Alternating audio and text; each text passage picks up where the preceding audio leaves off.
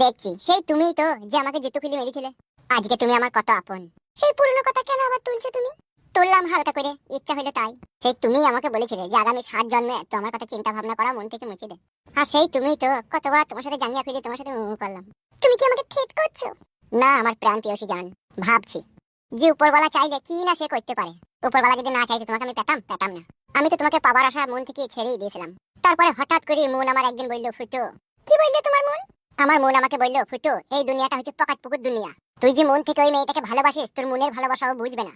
তখন আমার মনকে আমি প্রশ্ন করলাম, তাহলে কিসের ভালোবাসা বুঝবে রে?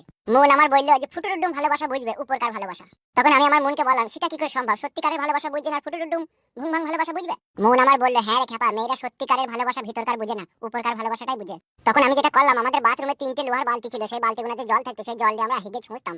তখন সেই ভাঙা বালতিগুলো ভাঙা চড়ায় বিক্রি করে 180 টাকা পেয়ে সেইটা দিয়ে নেকলেস কিনে তোমাকে দিলাম, তাও আবার সিটি গোল্ডে। তাতেই তুমি আমার প্রেমে পড়ে গেলে।